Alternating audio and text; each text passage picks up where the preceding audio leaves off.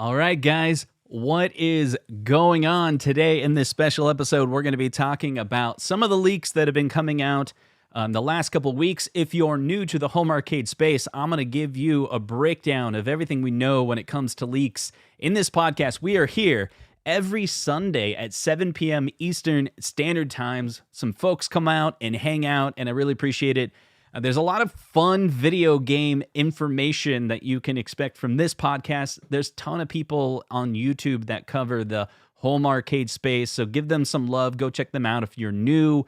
A lot of content creators, so if you're looking for free content to consume on YouTube, do a search for home arcade, and you'll see a dozen content creators that do live shows. They're long-form content, and it's cool. Throw it up on your TV. I mean, come on, this is cheaper than Netflix, right? But today, it's a laid-back episode, but I do have prepared a lot of different photos that will go through the leaks in the past, some that came out this week. I'll tell you what I know, and I'd love to hear in the chat what you guys know or what you believe is coming out. Before we jump into it, I want to talk about the Super Mario Brothers, the movie. No spoilers, but go see this. Go see this movie. Actually, I will pull this up real quick. This was something I was planning for later in the episode, but you know what? Let's talk about it right now. I saw a few people in the chat. Don't worry, I'm not going to spoil this movie. Not even going to give you trailer-level information, but I just want to talk about how successful this movie is right now. So this is blowing up in the box office. I saw this movie. It is fantastic, and this is why it's so great that we have a movie like the Super Mario Brothers coming out. The people that come in this chat, we love video games, right? Video games are fantastic. This is a part of our nostalgia. They hit it on every single mark. Now, there is a part of the movie, I think right around in the middle, where it's like corny for like 2 seconds. But the rest of the movie is just fun, fantastic. It's a great, all ages are going to enjoy this. It doesn't matter if you're a kid, bring your kid. If you're a parent, bring your kid. It's a PG movie. It's just straightforward. I was trying to tell as many people as possible that this movie, this is great, and it deserves it. It's like the #1 movie, cartoon animated film. It beat like records of Frozen. And there was another one in this article that they were talking about. So Super Mario Brothers, let's see, it passed up Incredibles 2, passed up Finding Dory, and globally it bested the $358 million launch of Frozen 2. Like, this movie is great. And all those concerns, remember when the trailer came out, there was a lot of people that were talking about it, like, what about Chris Pratt, doing the voice, Charlie Day, all of these concerns about it. I went and saw the movie, and it's just great. The way they handled how, like, Chris Pratt is doing the voice in the beginning of the movie is so good. Like, you immediately buy in, and his voice acting was fantastic. So it is what it is. I know there's some people that struggle with there's voice actors and the Mario voice actor. He's in the movie. He just doesn't play the main character. But I'm telling you, not for a second did I think about it, because I think Chris Pratt did a great job. In the movie. I was highly entertained. I saw it with my wife. I saw it with my daughter. We all enjoyed it. So all of us have different taste.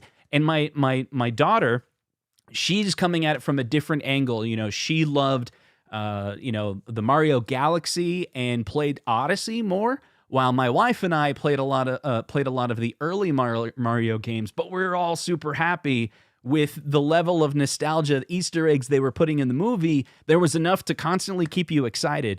And there was a kid next to me, must have been like 16 or 17, and he was hooting and hollering at all of these other scenes, and it's just a feel-good movie. Like, it's great. And what's awesome is it's doing so well, they're probably going to make multiple. We'll probably get a Mario 2, and in fact, I've been seeing these teaser images online. Now, these are fan-created, but the fact that this has made this much money, my understanding is this movie only cost $100 million to make, but in the first weekend, it's already made $300 million, so they're gonna jump into this more. and there's this like cinematic universe that's being hopefully it leads to a Zelda movie people are talking about. Imagine if they did Zelda, Metroid, Star Fox, Kirby, Donkey Kong, and then like some epic thing where it's like a Super Smash Bros. Movie, kind of like, you know, the cinematic universe thing. I would be for it. I would be for it because the movie was that good. Now, if they came out with a sequel, you know, if they ruined it, it's possible they could ruin it. You know, but for this movie, go see it. You'll really enjoy it. It's worth it at the theater. Let's see. So we got a question here. It says, was this a Disney movie or does it come from the usual streaming platforms? So this was made by Universal in partnership with, what's the cartoon, the animation studio? I want to say Illuminati, but that's not. Illumination. So it comes from the same ones that did the Minions, right? Like Illumination. But Universal is a big part of this, so it's probably going to be on Peacock. Now, when it comes to streaming and the fact that we're in a streaming war, who knows these days? Because a lot of those streaming companies are considering selling off some of their content to other streaming service. So you may see this on Netflix for all we know, because there's a lot of that talk going on. I listen to a number of podcasts that have to do with streaming, and that's kind of like the new thing. It seems as though some of the streaming services are considering to put their content on other platforms, license it, kind of like they did prior. But I would expect this to be, maybe in 90 days or 180 days. I don't know how long they're going to keep it in the theater. I would expect it to show up on Peacock, because Peacock is owned by Universal, and this is a big thing with Universal. And the other thing, this ties in really, really well, because the Super Mario World, right, that's at Universal Studios, this movie is probably it's gonna introduce Mario to a whole new set of people. I say that because my wife was sitting right next to very young children. We're talking about like breastfeeding toddlers, children, right? And they were glued to the screen. My wife was saying, she's like, there's this fussy baby. We were worried because, you know, when you get a baby next to you and you're like, oh man, I want to enjoy this movie. And so they got this kid right next to her, and it was fed, and my wife was telling me about it. Oh, is it going to burp? Is it going to start crying? But no, it was good. Mom was holding it, and the kid, a year old maybe, was just straight up watching the Super Mario movie and was really exciting and happy and cooing. And so it was a great experience for us. And so I highly recommend it. Yes, this is what I was thinking too, Biggie. The Super Mario Bros. Movie video game, is it coming soon? And I was like, with Mario, obviously Nintendo is really huge. They're a big company, and that's another thing that's so fantastic about the Nintendo IP of Super Mario Brothers. Dude, they've done so much to keep that IP alive. And that is great. With every console that they came out for every generation, they really introduced Mario to a whole new generation. Like I said, it doesn't matter if you're 50 years old or a year old, 2 years old, you're going to be you're gonna be pulled into like the Super Mario Brother movie. And you may be connecting to this movie if you have a young child. This is the first time they're really being introduced to Super Mario. And it could be like someone like myself, for those in there in the chat that have been, loved Mario through the decades and played all of those games, Mario Kart, Super Mario World, Super Nintendo, fantastic, right? Nintendo 64, Wii, GameCube, all of that stuff. You're definitely going to love it. Anyway, so check out the movie for sure, the Super Mario Brothers movie. I highly recommend it. I don't think you'll regret it either. There's going to be very few people. It scored 96% on the Rotten Tomatoes. The critics, for some reason, are not liking the Super Mario movie. I don't know why. They're idiots. They're totally idiots. It's scoring really low with the critics, but the audience score is 96%. So go see it. It's going to be great.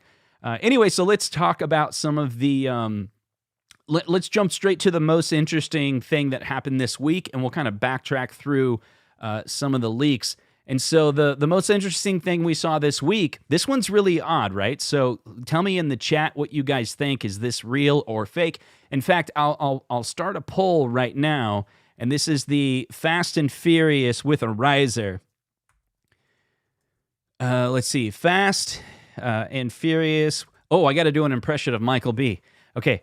Hold on, guys. This will take me forever. I gotta type with my big fingers. Hold on a second. So fast and need the clickety though. Fast and Furious. For those that are new, I'm making fun of another content creator who's actually a really good friend. He lives in Newfoundland. We get together from time to time, and dude, he's awesome. Anyway, so Fast and Furious. Is this real or fake news? So I'll say it's real, fake news. Okay, we're talking about with a riser, this one that I have on the screen right now. So the community poll is coming up. Those in the audience, do me a favor and go ahead and vote, because I'm going to talk about that in just about 5 minutes. We'll close out the poll as we get through this, and you can be a part of the show by voting there. So we're starting to get some people commenting in there. Ballistic Coffee Boy, his opinion is that it's fake news. JJ says, what do you mean by real? I don't think it's a one-up. The artwork is too cool. I have no problem with the risers, as all other cabs have them. So this is interesting, right? That's a good point. Like what do you define as real? I guess what I'm saying is, will we see this at retail here in the United States? Is this actually an Arcade1Up product that's going to come out? Now, the reason why I bring that up, a lot of times I try, although the people that are in this chat right now, they've been watching this podcast for a long time. They probably have heard me talk about this before, but I do want to try to reach those people that have never watched any content in our home arcade scene here on YouTube. And I invite you again to watch my content. You can hit that subscribe button. And if you do, you'll likely see other content creators that are in this home arcade space show up in your feed as well. Go check them out. They make great content. So the question is, the Fast and the Furious, is this real in the sense of, will Arcade1Up actually release this? This is important because there has not been an official announcement from Arcade1Up on a Fast and the Furious product. However, there has been a leak that came out, and that was due to there was a manual that on the newer deluxe cabinets that came out from Arcade1Up, those deluxe cabinets don't have a riser. It's like the entire cabinet is just built together. It's actually, the separation point is right around in the middle. It's going to save them some cost on that shipping. The box is a lot smaller, and there's no booster or riser at the bottom of the unit. Instead, it's just tall without that riser. And so we've been asking the question, what is Arcade1Up planning to do in the future? Are they going to continue to make cabinets with a riser, or are they going to get rid of the riser altogether? So let me show you what I'm talking about here. Right here, I've shown this on the podcast before. This is a partly a leak. And partly me photoshopping. So there was a leak, and I do believe this was a controlled leak. So let me back up and talk about that for a second. I made a video. This was the thumbnail for the video. Oh, it must have been like 6 months ago, I want to say. My wild speculation is that Arcade1Up leaked this, and a lot of people ended up agreeing, and later I found out that was absolutely true. So there was this video that was on TikTok, and it kind of eventually made it out into the wild. People were making content on it. It was basically a tour of the Florida office that Arcade1Up has, and there was a number of items that were revealed in that video. A lot of it was really blurry, and I think they did it on purpose, but one of them was a Sonic cabinet, which has never come out. Another one was a root beer tapper, which would be amazing, which they have the license for, but it never came out. So then later there was a picture that was put on Facebook by someone named Emmanuel, I believe was the name. And everyone was like, we don't even know this guy. Like, they think it's an Arcade1Up employee. And this is what that looked like. Similar to this. It didn't have the coin door. I added the coin door because I think that's what Arcade1Up should do. And I made a little Photoshop of that, kind of showing this is what I think it should look like. And then here's some other pictures of some of the close-ups of the leaks that came out prior. And I don't think we've seen any of these cocktails that are much larger, Street Fighter branding. And then see that stool? That's like is that a 30-inch stool that goes kind of underneath this cocktail machine? And I don't think we've seen exactly these designs where it's a cocktail machine from Arcade1Up, presumably in that $500 to $1,000 range, and it has cup holders. This was leaked 6 months ago. We haven't heard anything about it. Now, I think one of the reasons why we haven't heard anything about it is Arcade1Up is struggling, and they're really focusing their attention on things that they believe they can move. They're going to retailers and asking them to, which items they would be interested in purchasing, and I think the retailers are only purchasing things that are like a sure deal. Now, one of the other things that's been leaked in the past is the idea of the Street Fighter Pro Edition coming out. For those that don't know, the Pro, the Emmanuel Time Crisis, Emmanuel Fast and Furious is seeing a trend for leaks. So Emmanuel is for the Time Crisis, where Emmanuel was a leak for Fast and Furious. What I don't know, Nooner, is what's the question on this one? It's did Arcade1Up leak the Fast and the Furious through a manual on through a manual on purpose? Was that something they did on purpose? I don't know. So this is what a Street Fighter Pro Edition will likely look like. The question is, we haven't seen anything surface on this for about a year. So, and what we have heard Arcade1Up say is that an XL or Pro may come out this year, but it may also be pushed off into next year. They really, really don't know. And I think one of the reasons why that's the case, why Arcade1Up doesn't know, those in the community would probably feel like, shouldn't they know? Shouldn't they know? Well, as it's been explained to me, is closer and closer they get to the project, that's when, it's a fuzzy, farther away they are from the project. And as they get closer, then things kind of crystallize and start to make a lot of sense. So what I've been told is 3 months to 6 weeks close to when the project will actually be released, they still have the ability to cancel it, right? So really the last possible moment for a project to be greenlit is when they tell the manufacturers, make 10,000 of them or make 3,000 of them. And that can happen 6 weeks before they go to retail. And the reason why they would pull the trigger on that is because the retailer decided to do a promotion and buy them and sell them, right? So it's possible that we'll see these leaks and they won't ever come out, because if these leaks are way ahead of them ever even considering to do it, like, everything's lined up for them to do it, we don't know if they're going to actually come out with it. And the next thing I want to show, whoa, what did I do here? This was... Oh, this is crazy. This is a thumbnail that I made for Michael B. I don't know why he never made this video. He said, Michael B reached out to me. He's another content creator in the home arcade space, and I make thumbnails for different content creators from time to time. They'll be like, hey, I'm really busy. Can you make me a thumbnail? I'm like, sure. And he said the thumbnail is going to be why AtGames can't afford CES. And he's like, that's the title. Do you think it's a good title? I was like, yeah, that's a really good title. I was like, here's your thumbnail, buddy. And, it's here's why, and it's pointing to a Mad Little Pixel video. And I thought that's pretty good, right? Because people are... Mad Little Pixel is a content creator in the retro gaming space, right? And then Michael B would be making a video that makes people wonder. See, wondering is really good for YouTube, right? Oh, Sarcastic Justin's coming out on the live Sunday podcast. What's going on here? So, see, here's the thing. If you saw this video, you would click on it, right? Because you're like, Michael B, does he have a beef with freaking Mad Little Pixel now? Oh, no, wait. Does AtGames have a deal with Mad Little Pixel? What's going on? And then you click and you find out it's nothing. Michael B's just like, I'm just teasing. But he didn't make the video. I don't know why. Oh, wait, this is another one. What is wrong with the Nostalgia? I don't know why we never made this video. Nostalgia said he would come on my show.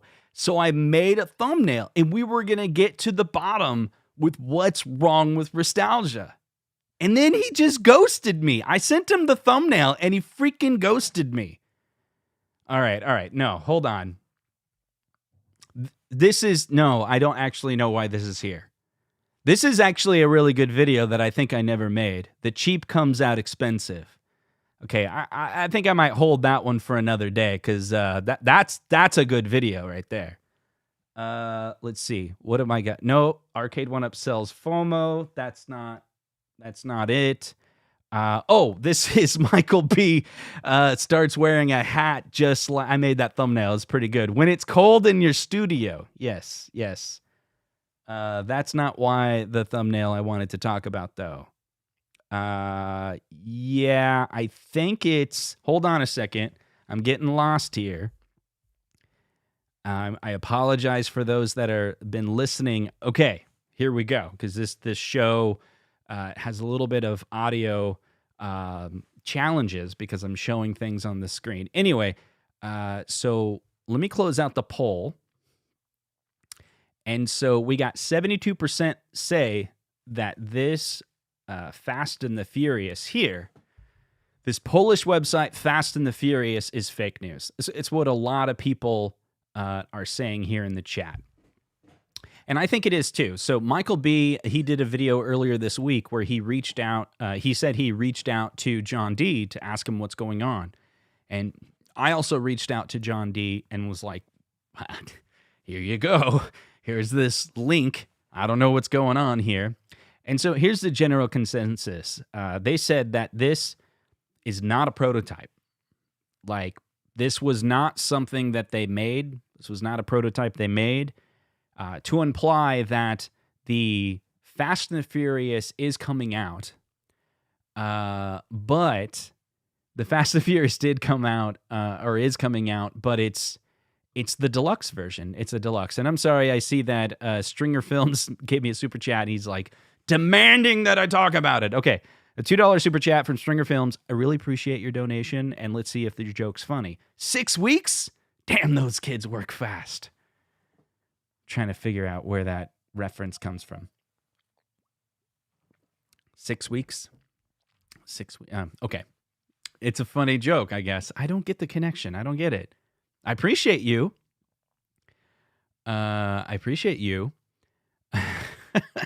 Anyway, okay, so the Fast and the Furious, we got this deluxe manual, and then you got this leak online. But here's the problem that I have with the comment that this was not a prototype. Supposedly, this is, what is this then? Is this just some Photoshop? Because here's the thing. If you scroll in, if you zoom in on this thing, this looks real. I don't believe it's real. I believe John is like, it's not real. But yet you have to ask, why does this look real? Now, I'm going to break down like what is wrong with this picture that we're looking at. Compare that to the manual. Do I even have the manual? That's what I wanted to show, was like the manual photo of Fast and the Furious that's floating around on the internet.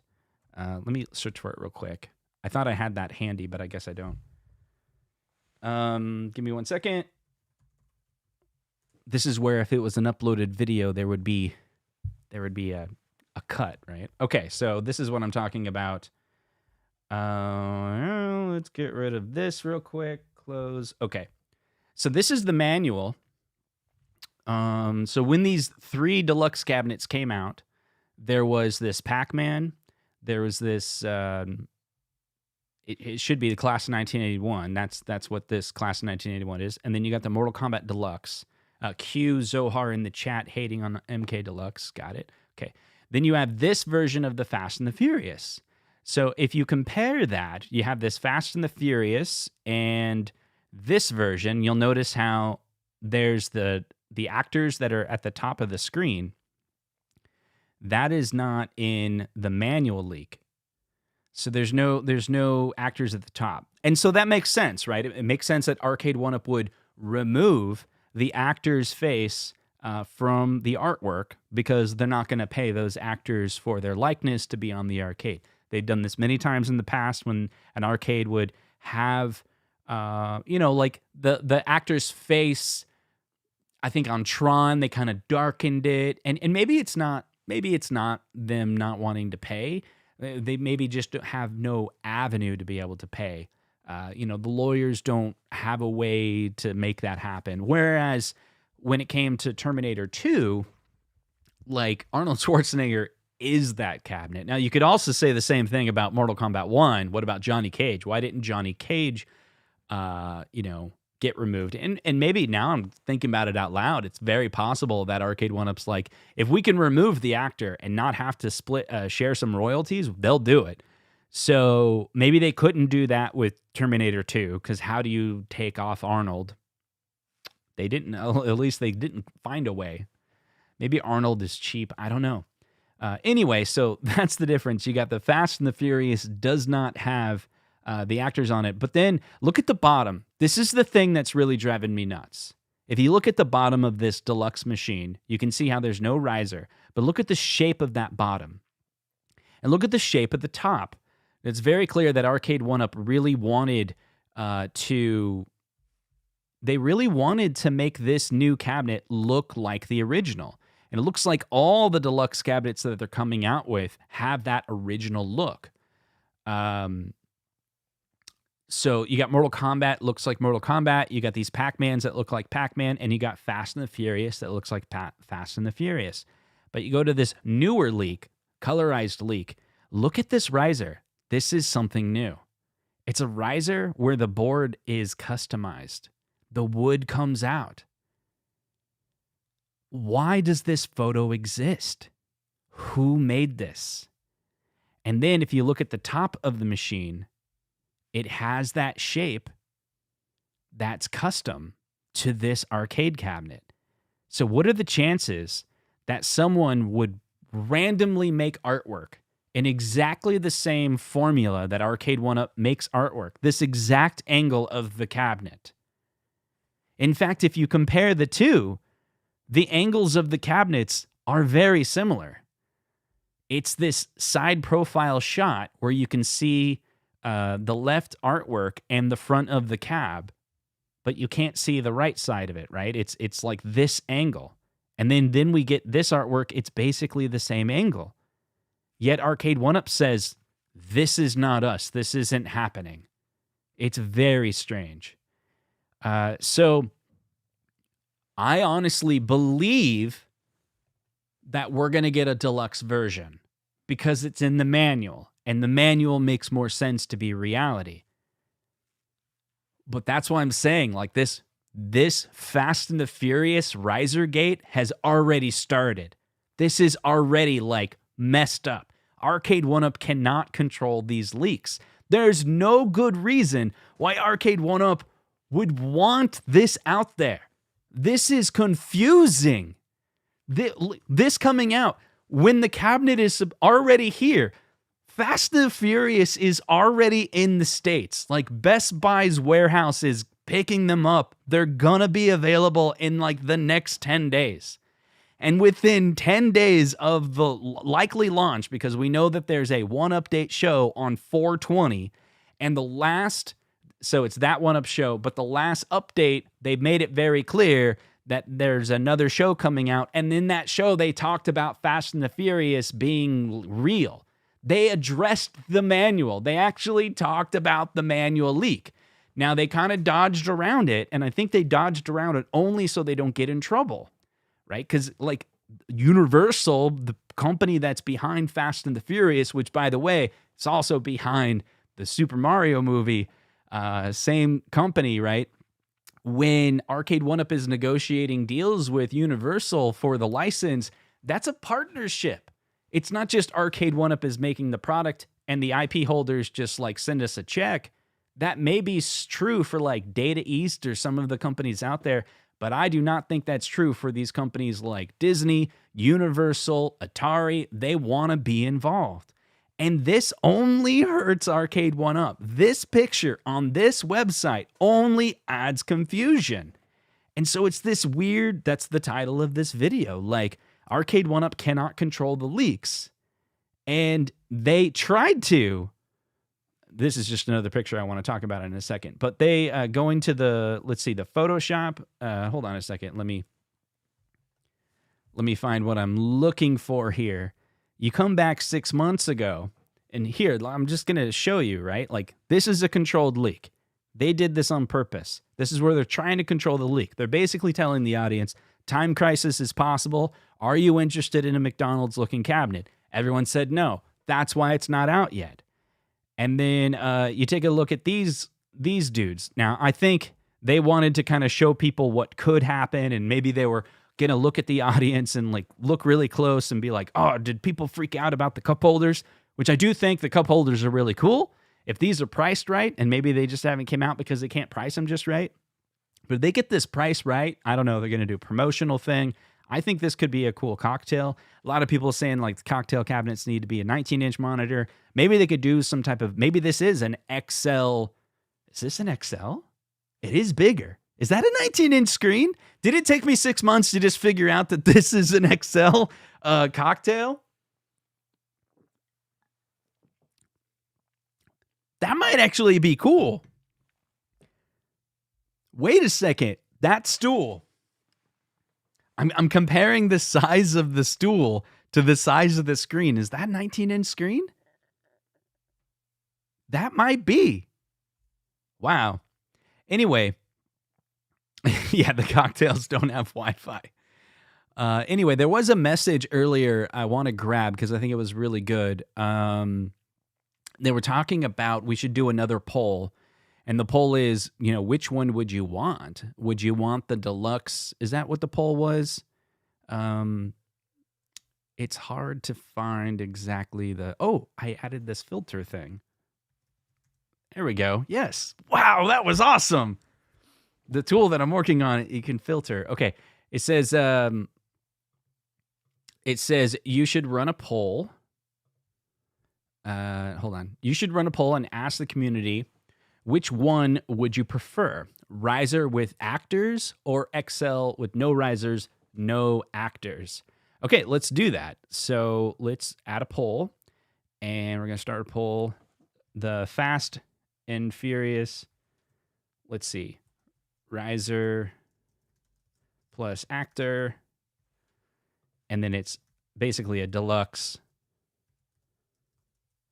Deluxe with no actors. Which one would you rather have? And yeah, I know not everyone's gonna like want this particular unit, but do vote in the poll. Just imagine like somebody offered you this Fast and the Furious cabinet for free, and you have to choose which one it's gonna be.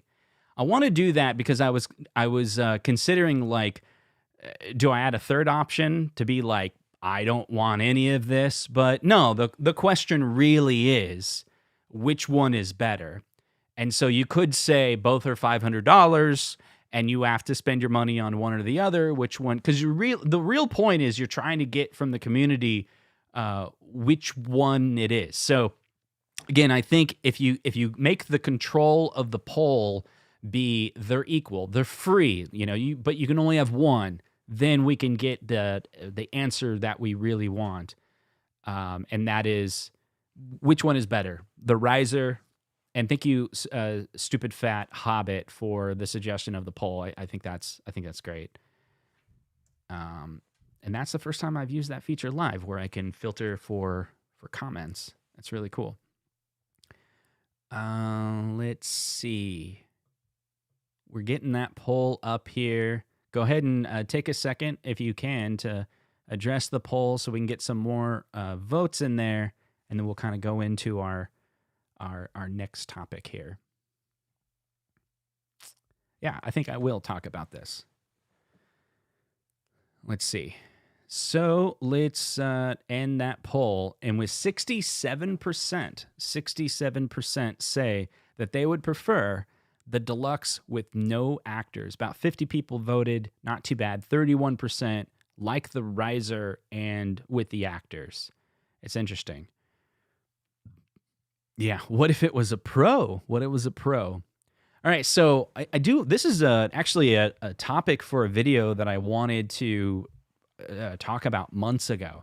And so since I showed it in the chat, let's talk about it. So the concept is the cheap comes out expensive. And, this is a concept. Those in the chat, hit one if you've ever heard this expression. So this expression, the cheap comes out expensive, it's this idea that sometimes we'll try to save money. And so when we try to save money, we'll end up in the long run spending more money. And I feel that way this weekend, in fact. There was a lot of things that I was trying to do. Cheap comes out expensive.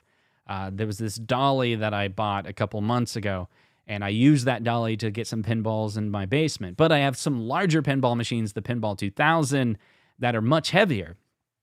So I was like buying a cart, buying something I can put them on. There was all these now some of those things that I bought I can reuse, but some of them were exclusive to this project. And I was trying to save money. But in the process of saving money, now I have like 3 different carts, and I only really need one, or 3 different dollies, and I probably only need one. So over time, I think I've spent more money than if I just would have said, you know what? I'm just going to get the one I really need. I'm not going to try to cheapen out. And so I've thought about this, and I've seen this, and I told my wife about this just yesterday. I was like, man, there's all these projects that I'm doing, like this microphone. This is a Shure microphone. It is one of the best microphones ever. And I say ever, you're like, oh, Justin's got this gigantic microphone. Why does he have this gigantic microphone? The same designed microphone is what Michael Jackson used to record in the studio. My brother, who's a producer, records a ton of stuff in studios where they're like in the same room with the drummer. There's like all these different atmospheres.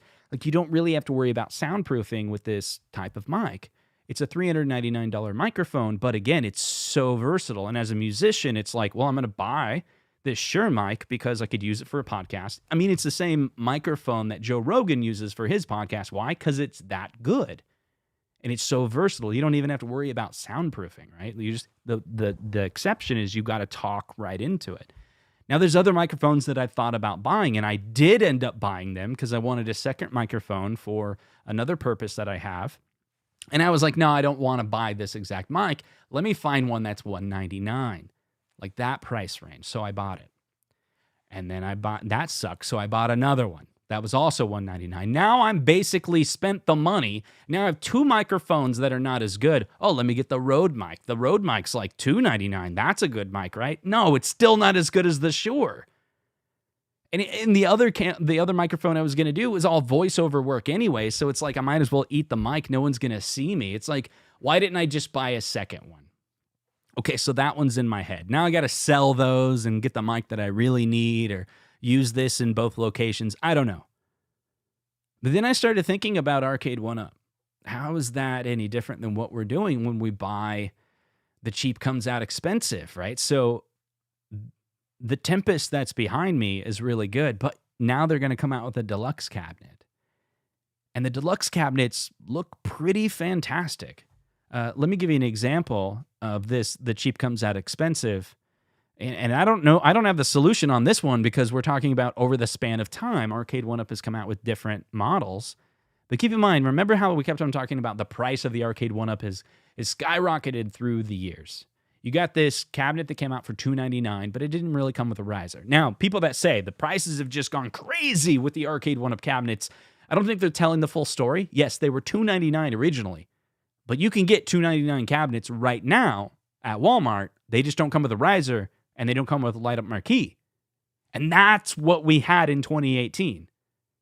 And then they came out one with a riser, and they were $379. They were more expensive because they had a riser in them.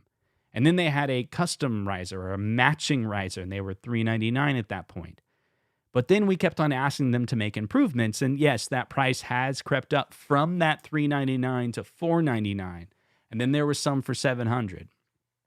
But I don't think it's accurate to compare a $700 price for some of their cabinets that have come out to that $299, because you're getting a lot more with that $700 one versus the $299 version. What's more accurate is to compare the difference between a $399 or $499 to $700, because the difference is just the title. So one could argue like Tron, for example, is a more premium machine, not premium parts, but it's like a premium game and it has all these extra features in the cabinet, right? But this year is interesting. This is a very interesting year because last year's model. Here's a picture on Reddit. A side-by-side comparison of the class of 1981 Deluxe versus a few years ago, we had a Miss Pac-Man on the right. Notice how the one on the left has a coin door. It has a deluxe, it's got the built-in riser all together. It's taller. Everything about the left one appears to be better than the one on the right. What do you guys think? Look at the marquee difference between these two machines. And the one on the left, this deluxe, is $499. Now, I'm not exactly sure what this person paid for the one on the right, but there are the class of 1981s at retail are available at sometimes for $499. Now, I was able to get a class of 1981 last year's model from a discount. I think it was Kohl's, and I got some Kohl's cash, and so I got it at a discount. But who's to say that Kohl's won't be offering this new deluxe cabinet as well for that same price? Again, the cheap comes out expensive. It's a little bit different than the scenario where you're like, there's multiple microphones and they're all available right now, and which one should I get? And I end up buying too many of something I don't need. Another example, by the way, is I bought a Mac Mini this last year, the new Mac Mini M2. I use it right now for this broadcast.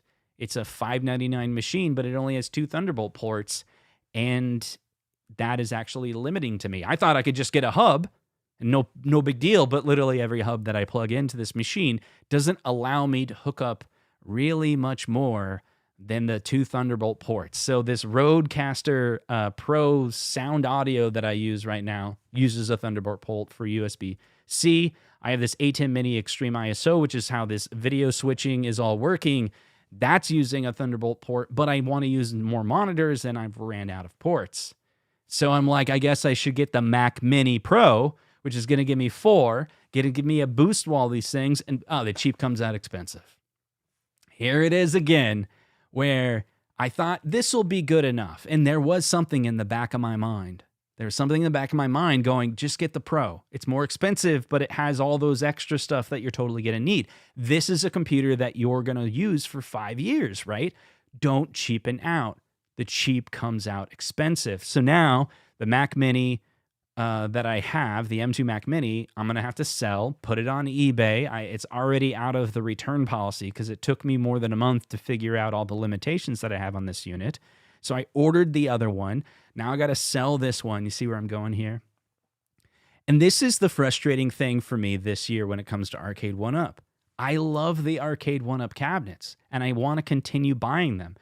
If you watched one of my previous podcasts, I talked about how I had over 9 full-size arcade machines that I sold at a recent auction.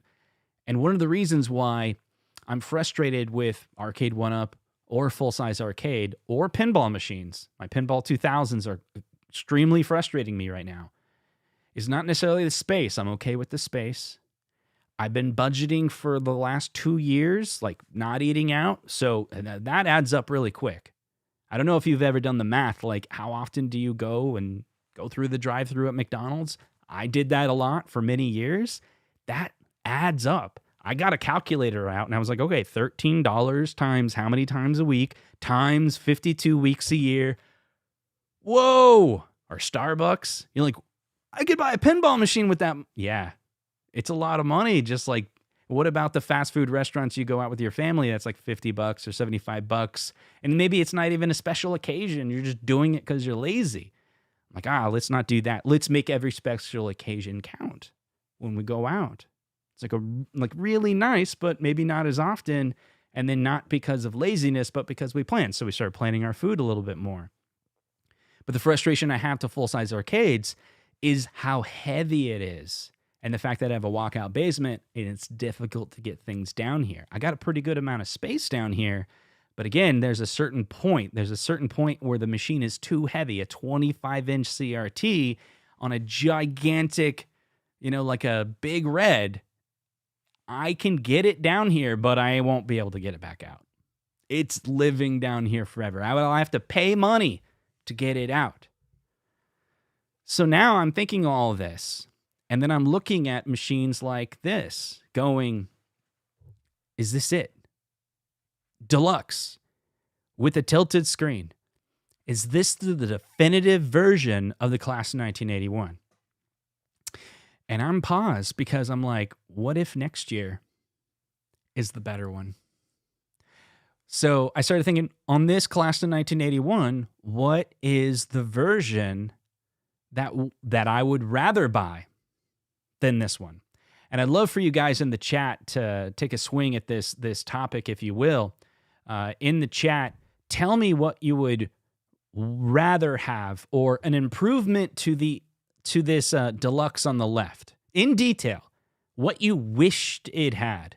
And let's talk about it. And then let's consider, is that going to come out next year? And so I'll start. I'll give you one thing that I think would be really cool, and that is a light-up coin door. Now, that's a small thing, but a light-up coin door would be standard, would be awesome. A coin-operated Pro is a definitive. That's pretty cool. You're going to the last mile, like basically like a legit coin-operated machine. Let's see. Ballistic Coffee Boy says lit coin door, better screen and sound. Constorn, the chat's going by too quick. Constor is saying the XL replaces the Deluxe completely. That's another good point. I'm telling you, man, I want to make a dedicated video on this. I'm going to just do it right now. Are you guys ready for this? Thank you, Constorn, for bringing up this topic. We need a 19-inch vertical XL. This is absolutely what we need from Arcade1Up. So think about it. Imagine the class of 1981 was an XL machine with a 19-inch monitor. What does that mean? That means all those games that you could play vertically are going to take up so much more space with that 19-inch real estate. Let's take it a little bit further with another type of cabinet. What about the Atari 12-in-1? Remember those cabinets that came out? Or the Tempest. Now, we've only seen those particular cabinets in that 3/4 scale design with a riser. But imagine 19-inch vertical XL with all of the Atari games that are vertical. Imagine it's a Tempest, but with a 19-inch screen. So that means all the games that they've come out before in the past on a horizontal screen, instead of it having black borders on the side, which is what you would get today on those 17-inch horizontal monitors playing vertical games. But in this scenario, it's an XL, maybe it's $699, and it's a 19-inch. No compromise when it comes to the vertical games.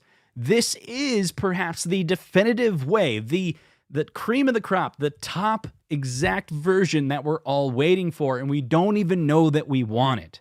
I'm telling you, an XL that's 19 inches, one thing when it's horizontal, but get me some vertical games on that real estate, and that would be a fantastic value. Because right now, when it comes to Arcade1Up, the value that comes from Arcade1Up is the size being small compared to its big brother, compared to those full-size machines.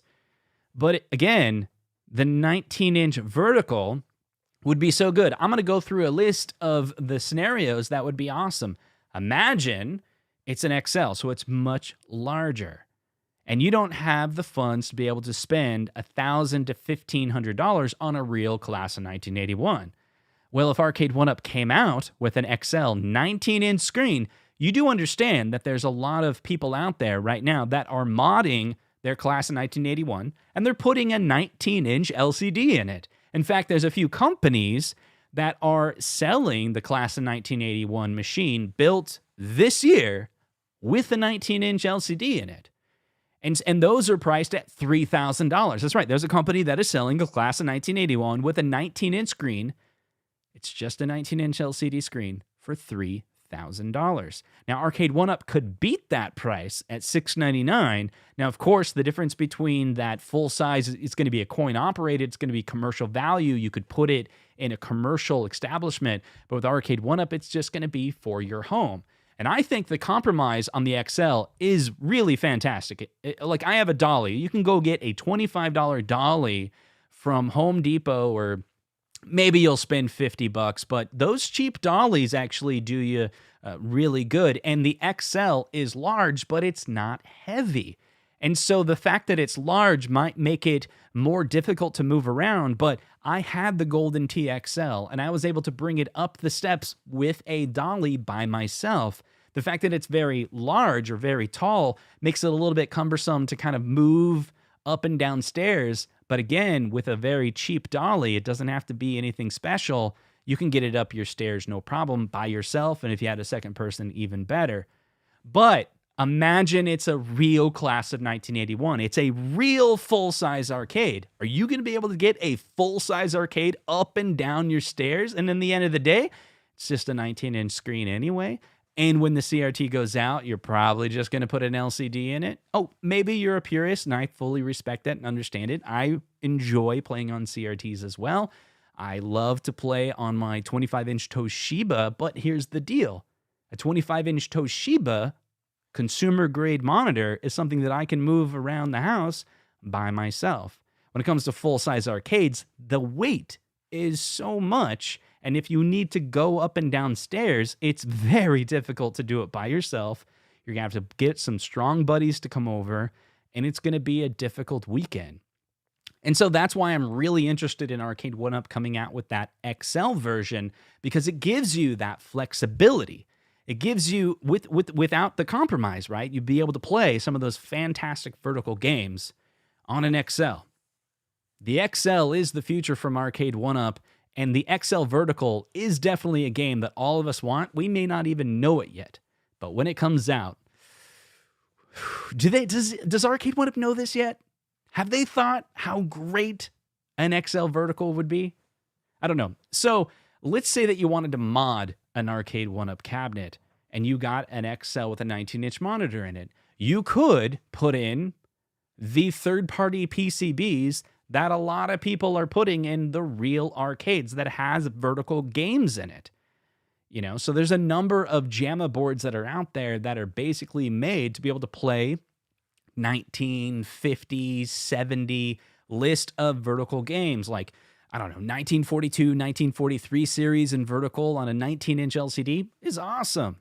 You could, for example, buy the Arcade1Up, which will maybe only come with 4 or 5 games, because if it was the Atari Tempest, maybe the Atari Vertical would only have the Atari Vertical games on it. I would say if you came out with an Atari Vertical and it was limited games, no horizontal, that would be fine, because the experience of playing those games would be worth it in your game room. And if you wanted to expand it further, just mod it to take JAMA stuff. And then just buy a $100 Pandora's box that plays vertical, maybe spend a few $100s on an FPGA solution. There's all these JAMA solutions out there that arcade operators are putting in some of these Pac-Man machines. And with a 19-inch screen, I think it'd be worth it. It'd be pretty fantastic. Anyway, that's my thoughts on the Arcade1Up vertical 19-inch. Why they haven't come out with it, I'm not sure. I've got a 60-in-1 waiting for the right cab. Thought it would be Miss Pac-Man Deluxe. Yeah, it's definitely an interesting topic. And so this year, I have not bought any of the deluxe machines. And one of the reasons is because, I mean, last year I waited, except for the Golden TXL. The Golden TXL I bought right away. But of the other machines that came out, I waited for the deals. And so there was a little bit of maybe content creator FOMO seeping in a little bit, or even just the technology, I want to play with it coming in the last couple months. Even with these leaks that are coming out, Fast and the Furious. Ooh, I want to play with Fast and the Furious. But really, I don't want to fall for the cheap comes out expensive. Like, am I just going, if I buy the class of 1981, I already have one. It's got the same games list. That means I have to sell the current one I already have.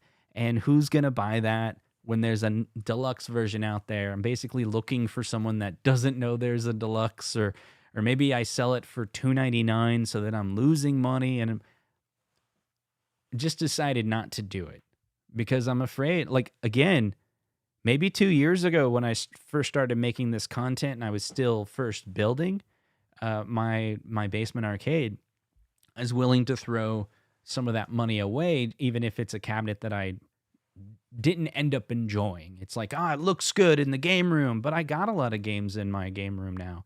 And so I'm just more picky. And then I've learned so much opportunities in my area for people in the full-size arcade scene and people in the pinball scene in my area. There's a lot of opportunity for those machines as well. So I got to be super selective about the space and about the weight.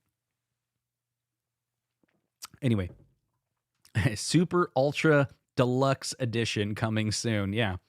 Not everyone is on board with the deluxe train. Super Fat Hobbit says. Consultations, I threw a couple browser-based arcade games on the Super Game Room Dudes Facebook. Just JavaScript, no graphics file needed. I'd be interested in your thoughts on them. Yeah, I'll check that out. JJ says he loves his 12-in-1 and added the GRS spinner and light-up trackball so he wouldn't spend more to get new version with a bigger monitor unless it's rotatable. Yeah. Ooh, imagine if Arcade1Up did do rotatable. I bet they wouldn't, though. I have a feeling they wouldn't. Konami will milk individual games even worse than Namco. Is that right? Dark Realm Gaming says, "Oh, really? Okay, never mind. I wanted to play you, but since you've said that, never mind." I'm not sure if you're talking to someone else. Oh, I see. You guys are talking below. Let's see. Yes, you can move it if it's a real cabinet, full size. Nope. Yeah.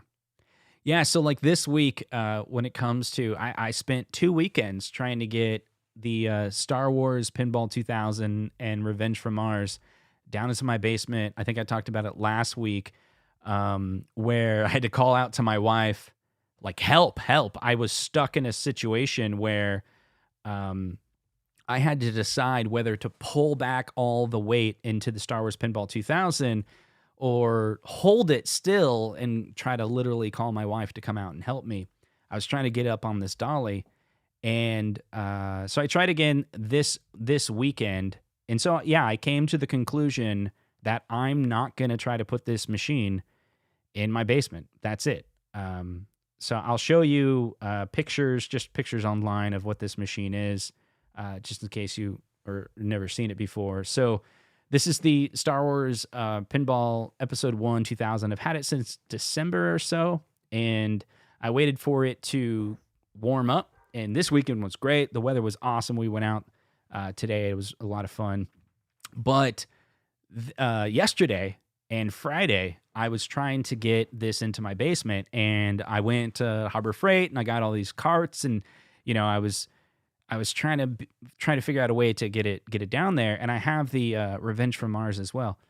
But this has got a real CRT in it. And like P-Dubs, he just picked this one up as well, but he did swap it out for an LCD. And yeah, Ballistic, you can split out the top, but also keep in mind, if you take the top off, it's still got a big 19-inch CRT in it. So there's still some like complications. So basically, you could do this, and this is what I was thinking about. So I have a hydraulic lift for the pinball machine. So every idea I have, and I tried many of them, it starts with lifting it up, taking the legs off, lowering it down. So now I have a pinball machine that's low to the ground. So the next idea I had was to remove the top of it and then bring it down. But I'm gonna have to hold it and then bring it down a couple feet, And so that's one of the options. So you separate it and then you have the two pieces. And so I haven't tried that yet. But keep in mind, I don't plan on living in this house forever. Maybe 5 years or so. It could be 2 or 3 years. We've been thinking about moving to Florida. So it's like I'm gonna have to get it back out of the basement. So that's like the struggle. It's like everything that I do right now, I'm going to have to do again later. And if I hire somebody, it's not $300 to move it. It's $600 to move it because it's $300 to get it down. It's $300 to get it back out. So I've been debating what to do. And I told my wife yesterday, I'm going to try it again. And she's like, please don't. It was the first time I've ever heard my wife ever say, like, don't do it. She's always been super supportive. So I stopped and I said, and I had tried a little bit, near Disney World. So they don't have basements there, but I would try to find a place that I could put all my arcades in a bedroom or so. I think we were talking about like 30 minutes from Disney is what we were talking about. Anyway, so that was kind of my plan for, I was going to bring it downstairs, and she's like, maybe you shouldn't. And so I said, yeah, it is difficult. I wish they were Stern machines. So the Stern machines that I have, the Jurassic Park and Godzilla, I got into my basement, no problem. Super easy. Barely an inconvenience. The Stern machines by myself on a dolly, no problem. From the crate, lean it down, pick it up, put it on a dolly, right over the grass, down into the basement, 5 or 10 minutes, not a problem.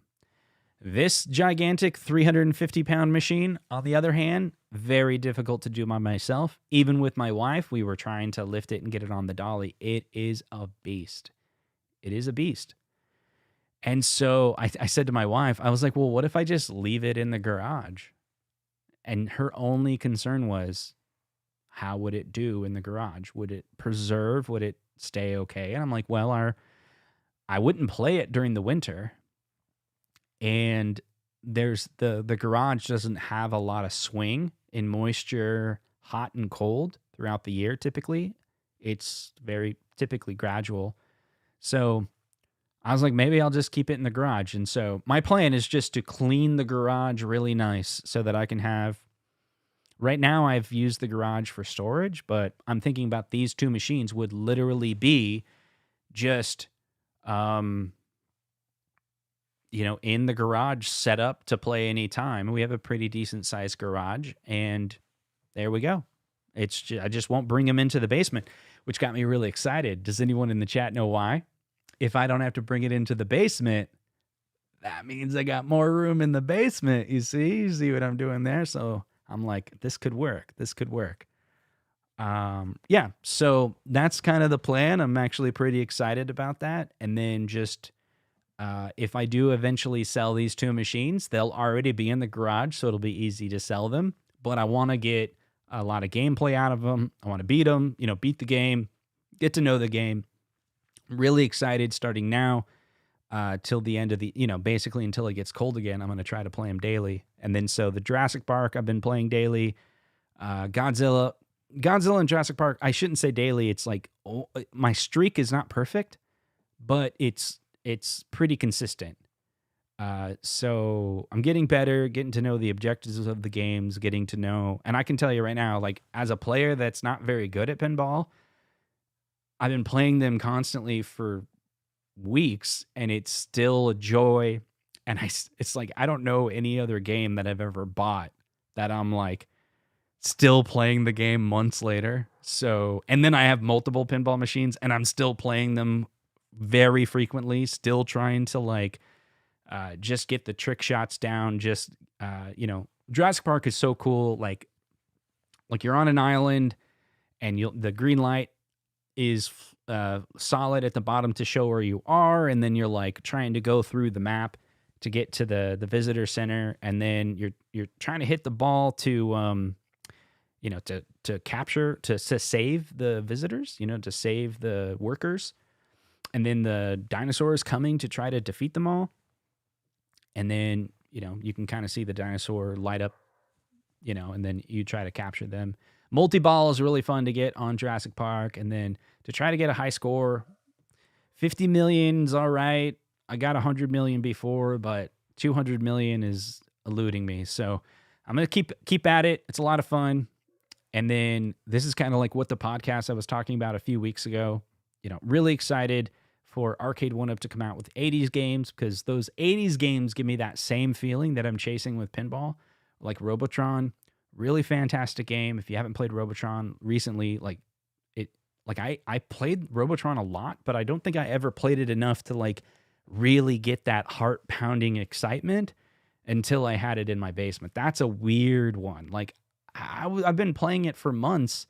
I would take a picture of Robotron and send it to Michael B to tease him while I'm at an arcade, play it, lose the game pretty quickly, and not really be super excited about it.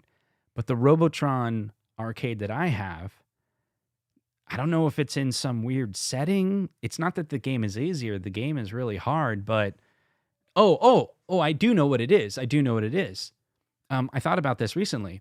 It's the Robotron at my arcade sucks. The joystick's all messed up. So like the move up like barely works. Like you kind of gotta like, really push hard to move up. So it just sucks and makes the game not as enjoyable.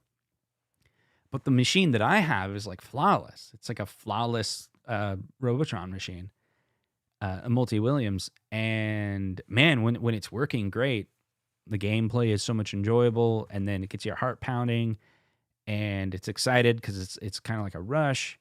And so I just started thinking, it was like, there's a lot of these old 80s games that are a lot of fun. They give you that rush, that excitement. You got to like move fast to get away from the enemies. Your focus, it's like your focus has to be very fast. Your reaction time has to be very fast. And I don't know, there's just only certain games that force you to think fast like that. I think maybe a lot of people would appreciate if you like Pac-Man. Maybe Pac-Man's like that. I never really got into Pac-Man, but Pac-Man does have that, you got to move. You got to move really quickly. So anyway, so I think Arcade1Up with an XL 19-inch of some of these old 80s games would be just fantastic, because then it's like really competes with full-size arcades, I think, because the height is really good. The shape of the Williams really good. And then those games are a lot of fun. They emulate well on a lot of machines. And then you could still have the flexibility to move it around your house. Anyway, I'm looking at the chat, and either we're talking about Robotrons, Miss Pac-Man, or Bubbles, or you're talking about Florida. I mentioned two things about Florida, and people are like, oh, no. Let's talk about Florida, guys. It's funny. I'm north of South Carolina.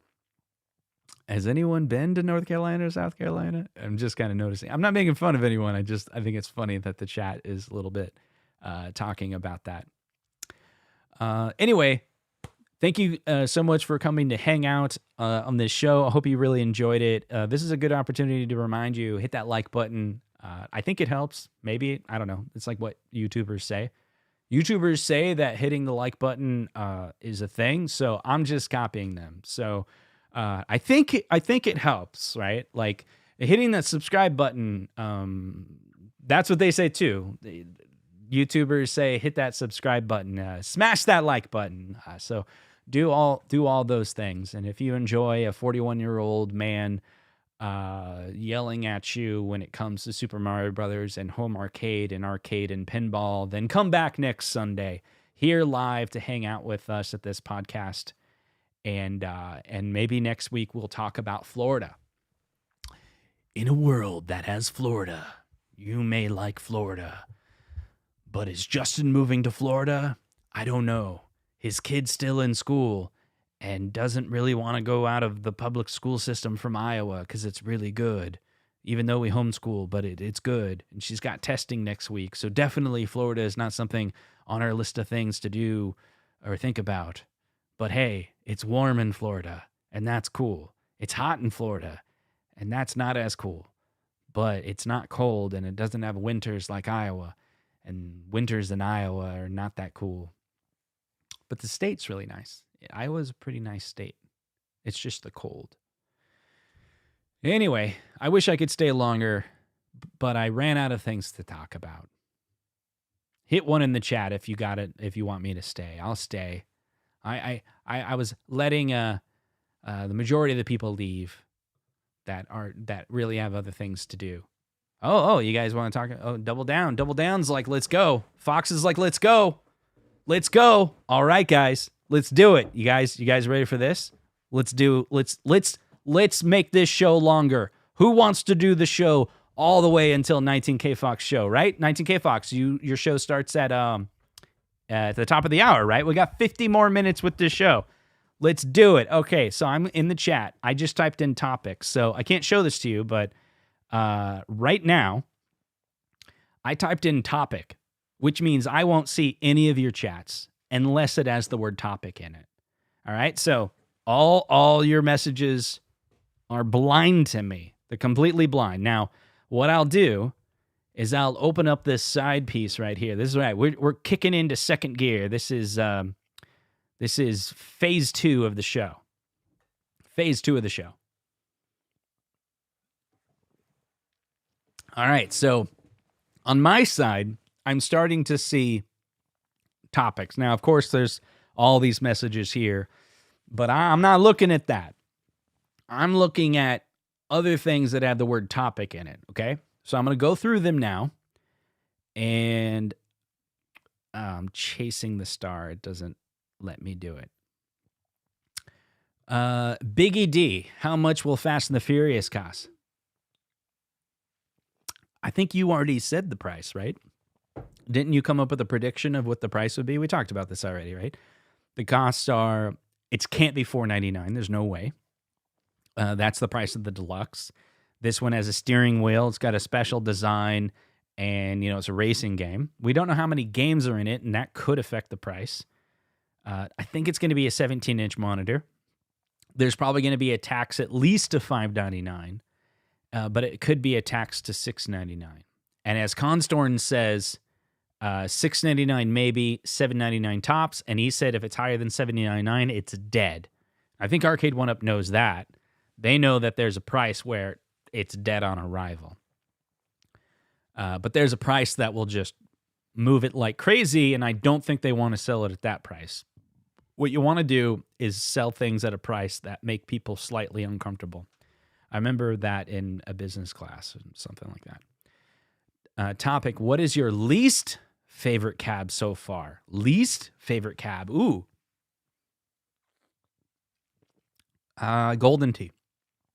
So I bought Golden Tee, and everything about that machine I hated. I thought, hey, this is a great opportunity. So in my area, Golden Tee, you could purchase a real one for about $1,500. There's this guy in Marshalltown that basically buys 1 billion Golden Tees and then resells them. Maybe $1,000 is the cheapest. Not a lot of places in Des Moines have Golden Tee. They got like the brand new one, kind of like Golden Tee. There's some Rothrills, Buck Hunter at a few arcades. So I think Wild Buffalo Wings has a Golden Tee, and it wasn't a game that I played a lot. But I thought, hey, a lot of people like the Golden Tee. Let me go ahead and buy it. I'm interested in the tech. I'm interested in Arcade1Up doing an Excel. Let me play it, check it out. Maybe it's something that I really dedicate some time in. If I dedicate some time into this game, maybe I'll enjoy it. The screen killed it for me. And then I could have gotten over it, but the games were so long and boring for me. Just me, you may love Golden Tee, but for me, the bowling game, like I loved the bowling game, and the golf was okay, but it was just like 18 holes, seriously. Like I guess I'm used to like Mario Golf or something. I'm like, let's move on. Like, why is this taking so long to get through a game? Like, I don't know. So I sold it at a loss. With the new deluxe cabinets, with new deluxe cabinets, when will others go on sale? Good question, Kevin. So I had heard from John D. a while back, don't remember where, could have been a side conversation I was having with him on a call, could have been on a live stream. I don't really remember. But he said some cabinets never go on sale. And he said it all has to do with if the cabinet is not moving at all. Like no one's buying it. There's no promotional marketing about it. It's just sitting in a warehouse and none of the retailers can move it. And for weeks, it's just like no one bought it. Now, there's another scenario, and this is some of the cabinets that have been out there for a while that have never dropped down in price. Those cabinets have not dropped down in price because there's always a kind of a fluctuation of people buying them. Like every day, someone buys 5 Pac-Mans or whatever the number is. I'm just making up numbers. But it's enough that their profit is all based on how much it costs to store the units, and then how quickly they're moving them from the warehouse. And if lowering the price doesn't really increase their profits, then they don't do it. They're just like, well, these will eventually sell. Give it enough time, these will all be gone. And they don't know the waterfall point. No one does, right? So at some point, it just stops. It could be like, oh, the sales continue to go down, and then it waterfalls to zero. And when it waterfalls to zero and then there's nothing they can do, they run some Twitter ads and whatever, and they just can't move them anymore, then the option is to liquidate, sample sale, or drop that price. And so my point is, with the new deluxe cabinets, when will others go on sale? It's hard to say because we don't know if those other cabs are not selling. There's a possibility that the class of 1981 cabinet is still selling every day. And I'm not talking about the deluxe version. So they're not going to drop the price of that one. They're only going to drop it if it's not moving. So there could be some scenarios where both cabs are out and they're both $499 and it's ridiculous, and it's because people are still buying the other one. Let's see. Topic: Missile Command Deluxe reveal in June. You think that's happening? I know nothing about that. That'd be pretty cool. I think Michael B mentioned that as well. Console Fanboy, 420, 4 Robotrons coming, or 4 Double Dragon cabs coming. Now, obviously, I've seen your video, Console Fanboy, and your prediction is that there's only one cabinet coming out because it says product reveal, not products reveal. And I think that makes a lot of sense. And I've also heard other people say how the silhouette of the 4 cabinets on the Arcade1Up date teaser at the end is just a tease, It's just 4 shaped cabinets. Then I heard this other rumor from Michael B, who says, you, Console Fanboy, are in cahoots with me and in Mason, and we gave you the pictures for the reveal. And that's not true. Well, I can't. In cahoots, yeah. I don't have access. Well, no, I do have access to that PNG or that PSD. That is true. But I only looked later to see I have access to it. And I definitely never gave it to Zohar. Mason made it all on his own with Arcade1Up. Has everything to do with Mason. And I don't believe Mason gave it to Zohar. There's no way. Because Mason, if you don't know, he's a Photoshop graphics designer. He makes thumbnails for a lot of people. He makes like my logo. He made my logo. Like the console kits branding is made by Mason. Anyway, but he also, does graphic design for Arcade1Up as well. And so Zohar, or no, freaking Michael B, the Game Genie, implied that we're all in cahoots, but that's not true. That's not true. I think Console Fanboy is just very smart. And he looked at the thumbnail and was like, that's Missile Command and that's Robotron. Because Zohar has been in this community for so long, in this hobby, over time, you start to notice all the shapes of the cabinets. And if you see the silhouette of it, even if you don't know, you just go Google and you find the shape of the cabinet that matches the one in the thumbnail, and then you make a video about it. It's not that hard. So he didn't have advanced information. Let's see. Alan says he was in Marshalltown a couple weeks ago, and it snowed. Yeah, I'm sorry about that, man. Topic: off-road image on Arcade1Up website. So, yeah, I think we talked about that last week, and that was a very interesting one. And I didn't really get a definitive answer if that was, Arcade1Up who did that or if it was somebody else. I don't really know. But either way, it was definitely like a tease, right? Some type of April Fool's. And maybe Arcade1Up did the April Fool's. I didn't see it on that day.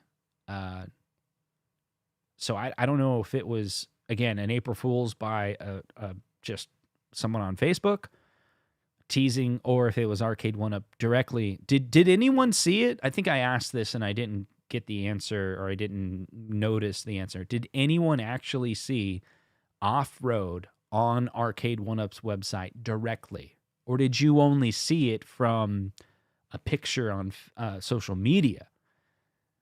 I guess either way, well, no, it would be interesting to know. If it was on Arcade1Up's website, then they were teasing on purpose. And that's, yeah, Ballistic says he didn't see it directly. Topic, Casinocade. Let's see. So the Casinocade is going through a name change. So last week we talked about that on the podcast. It's out there. I guess I had like a special episode, not a Sunday show. It was called Arcade1Up Cannot Buy a Vowel. And it's because there's leaked images or placeholder images on retailers' websites for the Casinocade, but it doesn't have an A in it. And then we know from a previous episode of that 1UP show or 1Update that Arcade1Up had this issue with the name, the Casinocade. They got to call it something else. So I did a little bit of research. I searched for, let's see if I can show it here, Casinocade trademark. If you just search for that, like that's all I Googled. And the very first link, I'm going to have to close this for a second. Okay. So the very first link when you look for Casinocade trademark is Tastemakers filing. Now, this is a website called uspto.report. I don't think it's official, but it's one of those scraper websites that it scraped the trademark registration. And that's good, Ballistic. You guys coming up with some better names of the Casinocade?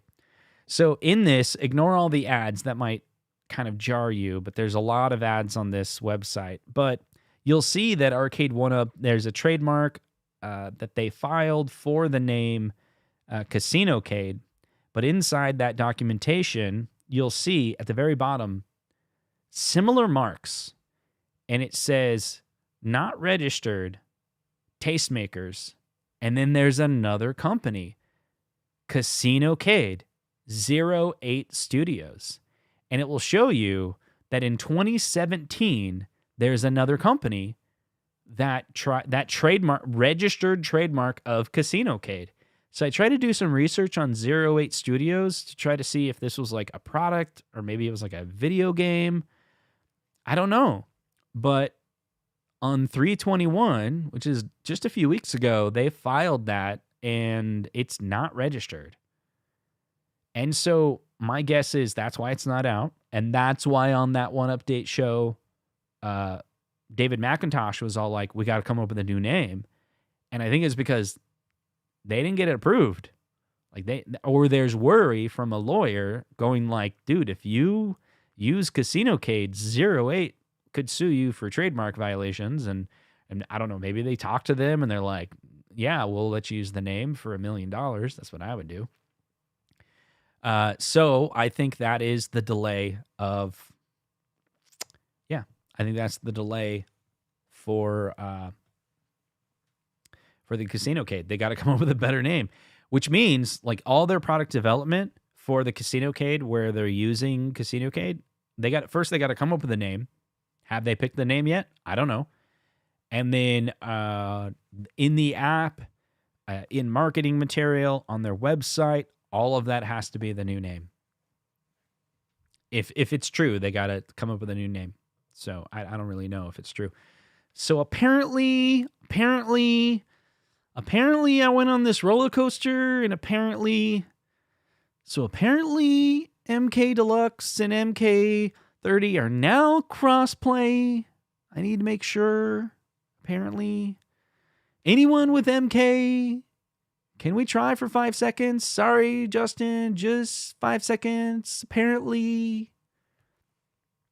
All right. So if you guys don't know, Zohar did a live stream yesterday, and there was something interesting that happened on his live stream. It was really interesting. So he was playing different people on the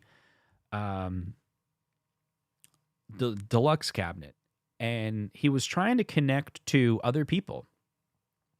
And when he did that, they're like, I don't see you. So I think it was, who was it, Zohar? There was someone in your chat that kept on saying, yeah, I want to play you, but I don't see you in the lobby. And they're like, MK1. They just could not see each other. And then we were trying to go through, it wasn't Mad Dads. Who was it? I can't remember. Welcome to Die. There it is. So Welcome to Die was like, let's play. But Welcome to Die's got the MK30th. And Mariah. What I couldn't understand, though, because even in their responses, I was going through it. I was like, hold on a second. Was Mariah someone that you played earlier or you couldn't play earlier? And I was trying to figure out, like, okay, is it Zohar had blocked all these people and that's why he couldn't play it? But for those that are interested in this topic, like, here's the main concept. Is it possible that Arcade1Up screwed up and they made it where you actually cannot play between the MK30th machine and the deluxe? But now he's saying it works. So I guess maybe he could see it now. So I was trying to reach out to people and be like, Zohar was implying that it was on purpose, that like John D hates Mortal Kombat so much that, you know, they disabled the feature. And I was like, that's no way. And he's all like, they're trying to make it where you have to buy both cabinets. Like, that's the dumbest thing I've ever heard Zohar say. That he's making that crap up. He knows for sure that Arcade1Up would never do that. They want them to crossplay because they'd want them to crossplay. But now he's saying, thank you, Travis. Is it, this is what's going on. Yeah, never go full Zohar. Is it the case that here in the chat, I saw Travis earlier, it says check your DMs.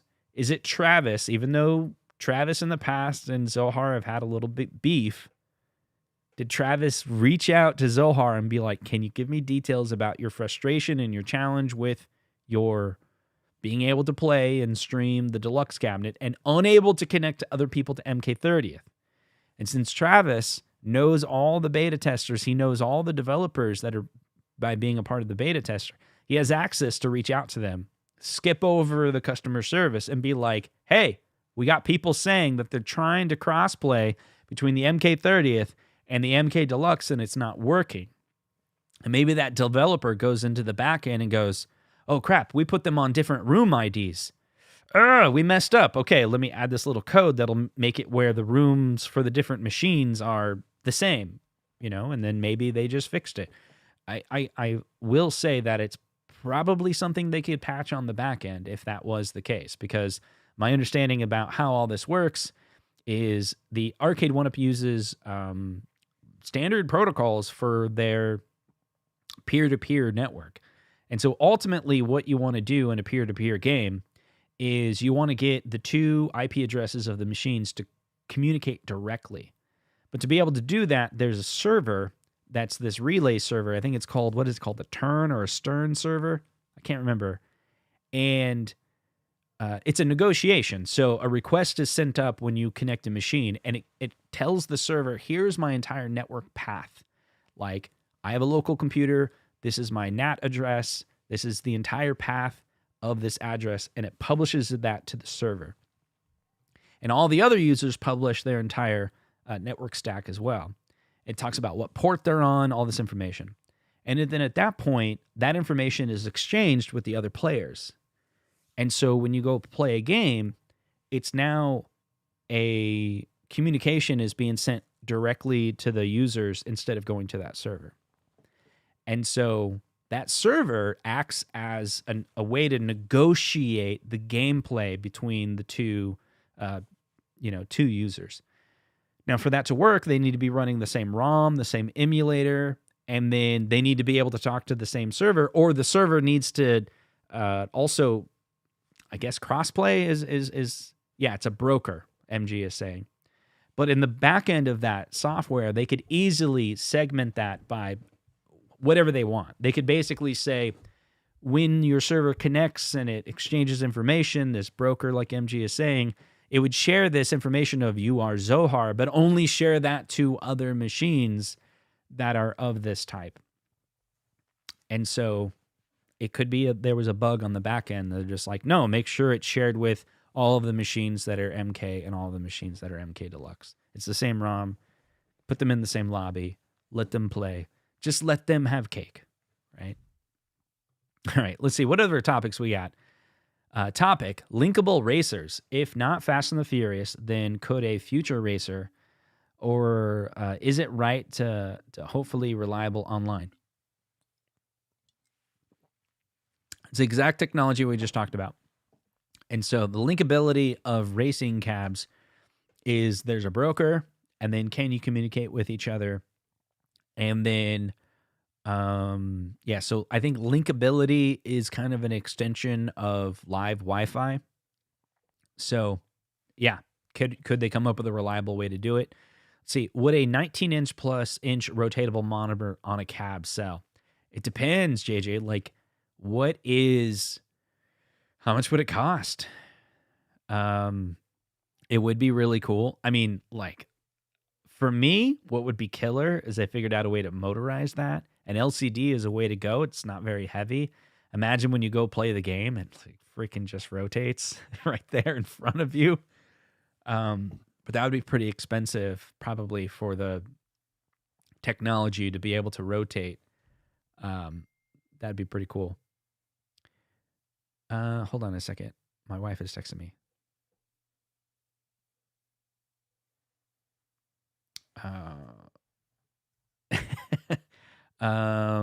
Hold on. I'm streaming for another 30 minutes. Another 30 minutes. Hold on a second. Don't turn the lights on. Okay. Let's see. How entertaining is it to watch Console Fanboy play Mortal Kombat and talk smack? He had a show last night. So yeah, I thought it was pretty entertaining. It's weird about Zohar. You like him or you don't like him. But he got like, I don't know, 40 or 50 people in the chat. And yeah, is that coming through? I hope it's not coming through. Anyway, I had a fun time. He swears a lot like a sailor, but that's him, whatever. Arcade1Up crane machine needs to happen. It would be great. I don't think it'll happen.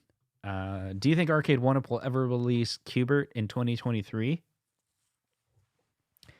It could happen, maybe.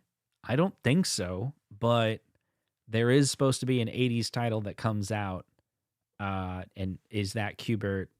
And I don't know. So David McIntosh said he wants Qbert, and he said that around the time the 80s cabinet was coming out. Was that David McIntosh's way of teasing that it is Qbert by basically saying, I hope it's Qbert, I want it to be Qbert? Or is he saying Qbert because it's not it, and he just honestly, personally wishes we do Qbert? I don't know. If you asked me to bet, like real money, I would not bet on Qbert. I'd probably bet on a Pac-Man, and I'm fine with Pac-Man. Do you know why I'm fine with Pac-Man?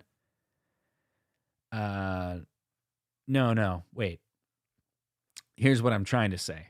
Pac-Man XL in 2023 would be fine, because if it was, I would want a vertical XL, is what I'm trying to say. But we know there's an 80s cab coming out this year, but we don't know the title. There's no leak on that. I don't know anything. The only thing I know is what everyone else already knows. Fast and the Furious is totally coming out on 420. That's obvious. Everyone knows that. I don't even think Arcade1Up knows what's coming out next. As I explained earlier in the podcast, about 6 weeks to 3 months before a cab is actually comes out, that's when they have all the like pieces in place to know that they're going to do it. That's why on that show, when we watched that show, the one update, they were like talking about XL, and they were like, maybe it'll come out this year, or maybe it'll come out next year. They literally don't know. It's like, if they hit a snag and somewhere in the process, then it won't come out. All right. An NBA Jam Blitz combo or TMNT Simpsons cab possible? Maybe. So for that to happen, it would mean there's desperation. They've reached a point where they know they can't move NBA Jam or Blitz by itself, or they can't re-release TMNT or Simpsons by themselves, and they have to start to make it a thrilling cabinet for people to buy. They have to start bundling IPs. I would say that the NBA Jam Blitz is more likely because there's some similarities in the ownership of, Midway. But that means you're going to get a 49-way stick on NBA Jam. That'd probably be fine. Like that, I think that technology can do 8-way, no problem. And it would probably feel good. Like the stick would feel nice on NBA Jam. Oh, man, an NBA Jam. There was a little bit of topic on this on the last week's podcast. We talked about this, but we really didn't dive into it. This is a good topic. Essentially, what cabinet? Imagine they made more class of 1981 machines, in the sense that Arcade1Up just starts making up combo cabs where the left side of the artwork is something and the right side is something else. And so they could sell it and be like, look, if you like one artwork versus the other, then you just kind of line up your cabinet so you see the left more than the right. And then imagine if you wanted a Simpsons or a TMNT, to your example, you get both artwork, and then they do a hybrid on the marquee. But if you want to like make it all TMNT, you just buy a third-party marquee and just be all TMNT, and Simpsons on one side, TMNT on the other. Like, that could work. NBA on NBC used 49-way stick as well. That's interesting. I didn't know that. So, yeah. But TMNT and Simpsons are less likely. It makes sense from a, I don't know, because now you're dealing with, I don't know, maybe NBA Jam Blitz would be hard because it's, basketball versus football. But I'm just thinking NBA Jam is like Nickelodeon and Simpsons is Disney. And so those two, I don't know. And, TMNT's got a movie coming out, and maybe they'll be like, no, we want that be, its own cabinet.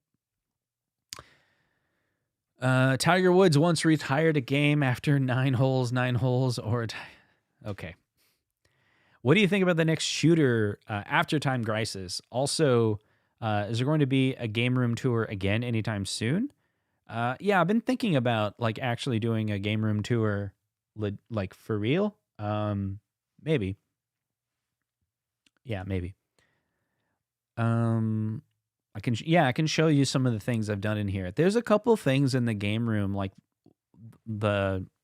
what I put on the wall, I think is, I don't think, how I basically turned this unfinished basement into a game room. There's a lot of different people that have some really great ideas, and my circumstances were unique enough that I think it's possible that what I came up with could be useful to some other people as options. But I think a lot of people have finished areas, so maybe you had some easier ways to set it up. But the next shooter after Time Crisis, I think a lot of people talk about Area 51. Maybe that could happen. Pancake flavor ramen is a thing. That's pretty disgusting. So I like ramen noodles, but I don't use any of the flavor. For years, we buy boxes of ramen noodles. My daughter loves ramen noodles, but she doesn't eat it as soup. She eats it like as noodles. And so we taught her at, 7 years old or something, how to make her own ramen noodles. But it's, we have a tea kettle and you fill it with water and you flip the switch and then you pour the hot water into a bowl. And I think for a long time I did that part for her. So you put the ramen noodles inside this like a big bowl, and then you pour it in there, and you put you put a plate on top of it for 3 minutes, and then you drain the whole thing, and then you have ramen noodles, but with no flavor. You just put some salt and pepper in there, and that's it. It's great. Shout out to Travis. He's our friend. Be nice to him. I think Console Fanboy is really excited because Travis came through. Travis accidentally fixed the issue with, or helped relay the information about Mortal Kombat. That's great. Damien, deal with it with the sarcastic Justin trigger. I don't know if we can do it. We got 20 more minutes in the show. We going to do this? We're going to start a poll. Let's see. Sarcastic Justin. Let's see if we're going to do this. It's up to you guys. I only do it if the community asks for it. So if you missed a couple shows where I did Sarcastic Justin, if we get yeses on here, then the rest of the show, I'm playing a character and I'm super mean to people. And it's not very funny. And it just hurts people's feelings. So I don't know. You got to vote. You got to vote for it. It's 50-50 right now. Like, we can't do this 50-50. If it's 50-50, like, it's not going to happen. We got to get those votes, right? I'm not going to do it unless I get 100 people. Do we even have 100 people in the chat? There's over 100 people. I need 100 people to vote to go to Sarcastic Justin. 100 people have to vote. We're at 28. 33 people have voted. Right? Whoa, Wheeze is with the evil Justin. The evil Justin. Wow. I don't know. 60% say yes so far, but there's only 35 people voted. And the other percentage of people are like totally on their TVs, so they can't vote. So I don't think it's going to happen. Ballistic Coffee Boy is like, how is this different than console kits, right? Nooner with the we need Wednesday music, Justin. What? Mike D. I prefer Justin, who reminds me of Mr. Rogers. He's super nice and wholesome.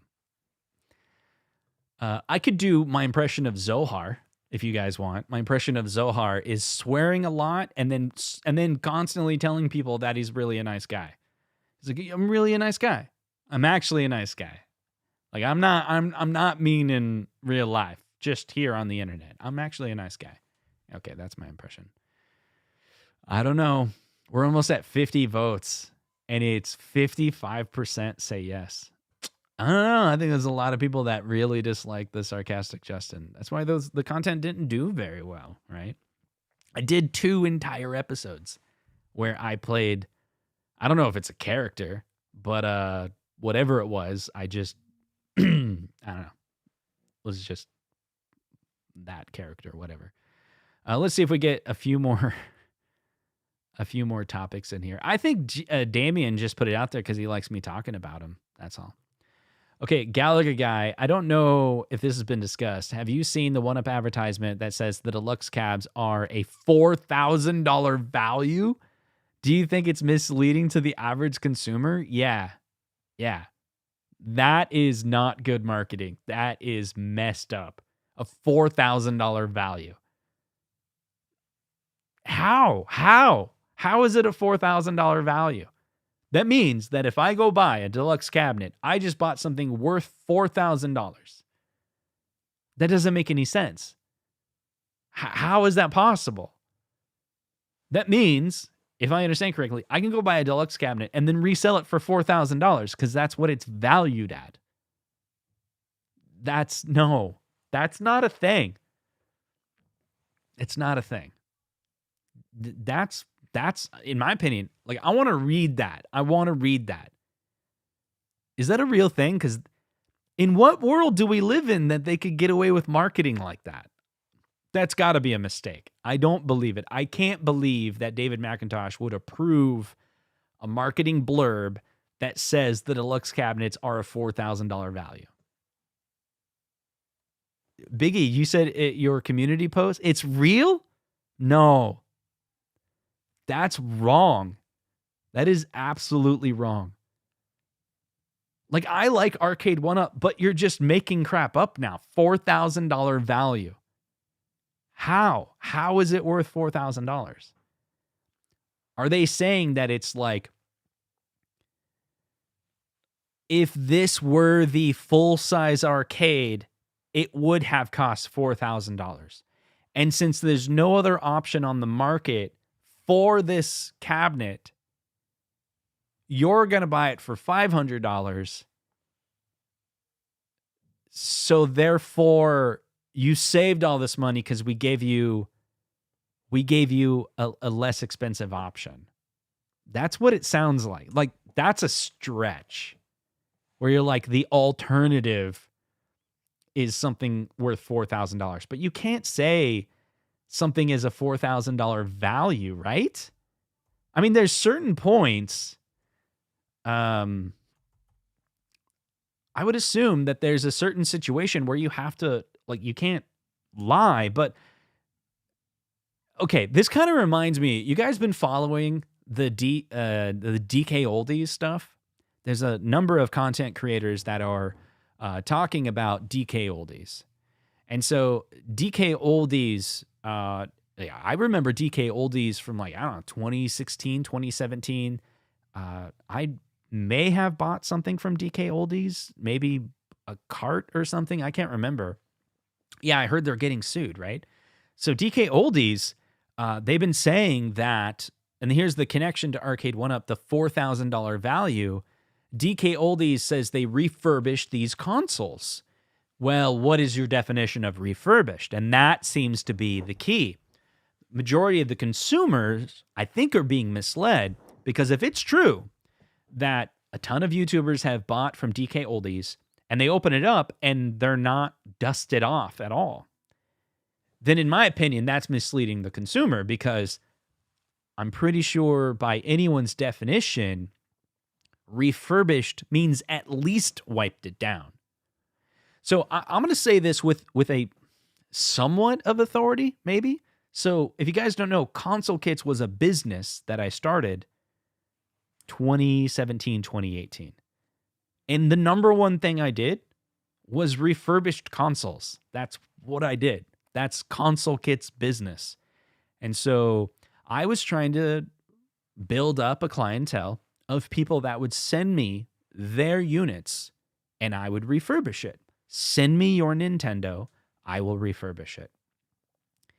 And so I first did a lot of research into what people were doing on eBay, and I'd watch other content creators and became friends with those content creators. And I said, if I was to start a business and I want to add a ton of value to this retro gaming community, what would you believe would be the level of effort that I should put towards these machines? And it was things like, I was working with Game Tech, who's also in the business of refurbishing machines. He did that for a number of years, and he gave recommendations. We met up at different meetups, and we talked openly about all of that.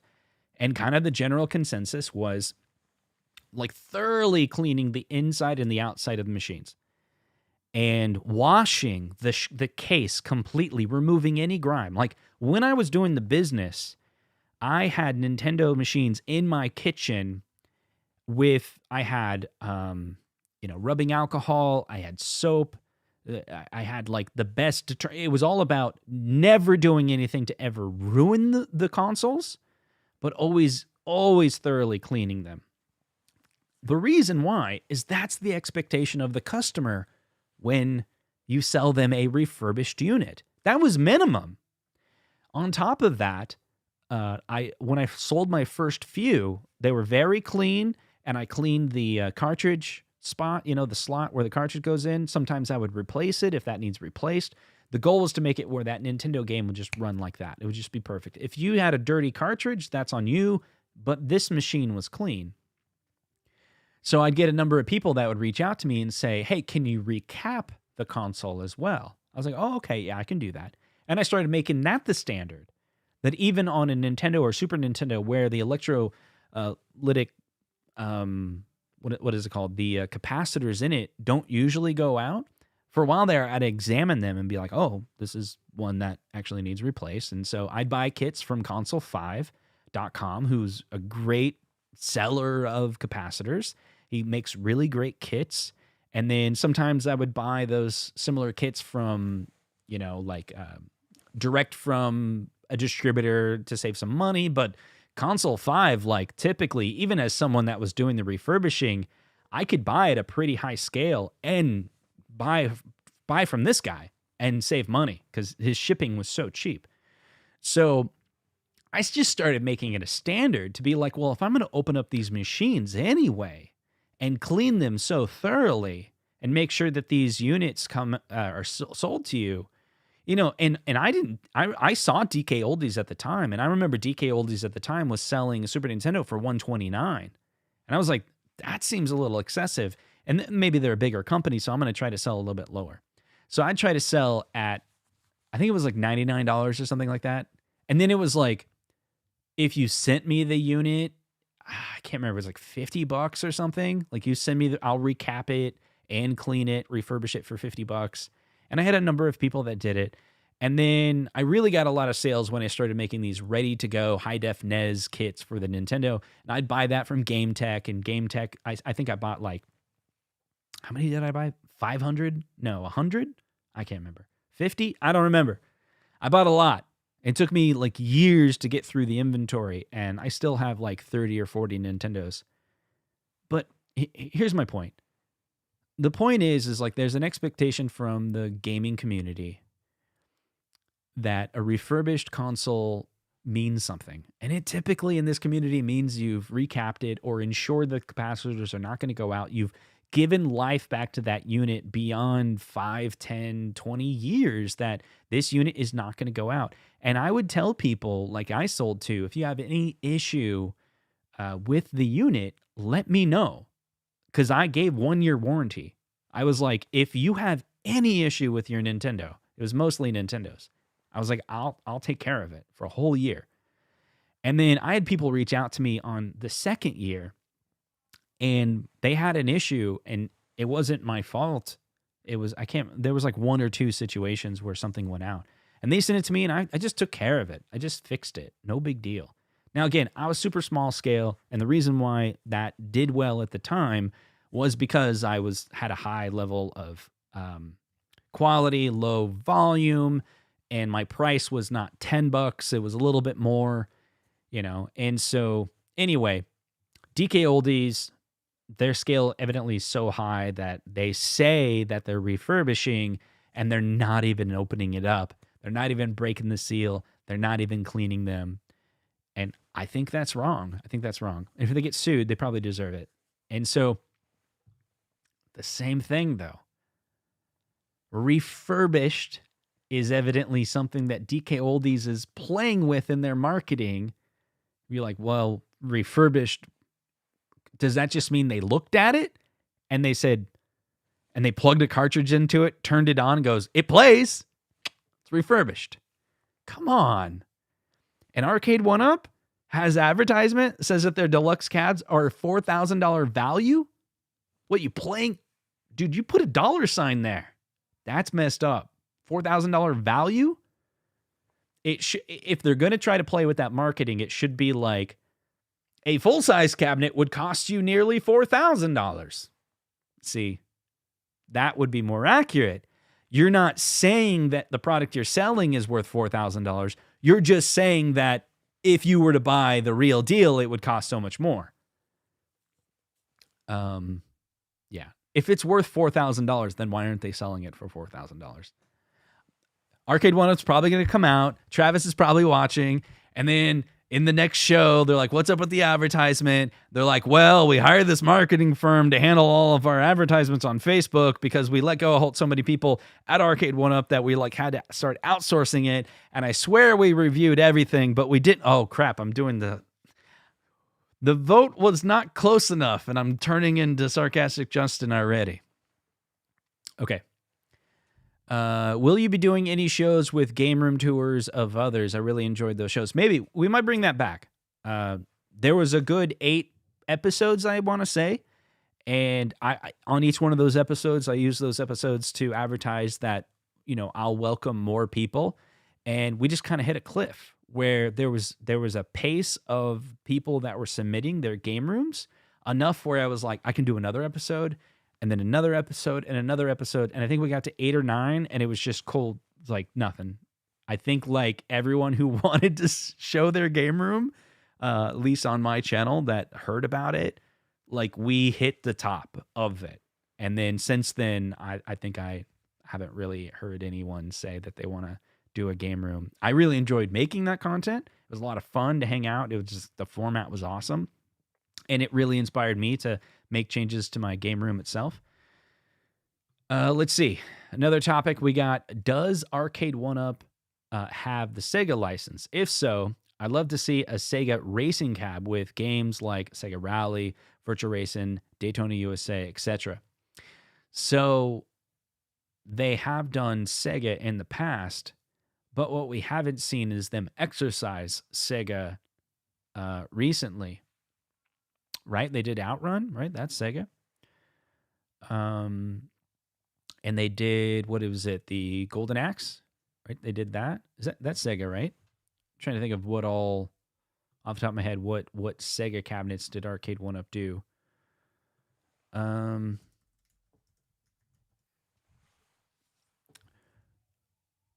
Yeah, so I want to say the Golden Axe, Death of, yeah. But they haven't done anything recently, right? What was their most recent Sega machine? Arcade1Up has worked with Sega, but seems to be very picky and justifiable. So, Shinobi cab. Let's see. Golden Axe and Outrun. Was that it? Was it just the two? Wow. Outrun was the most recent. Yeah, we haven't really seen another Sega. You know, earlier, I want to say, no, it was like 6 months ago.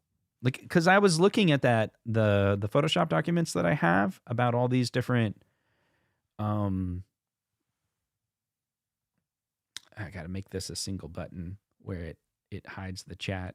I don't have that set up yet. But if you look at this, these are the leaks we were looking at before. There's the Time Crisis. There's this, the Pro, this Michael B video that he never made, this nostalgia video. Oh, there's this one I totally forgot about. This is, I don't know why Michael B didn't make this video.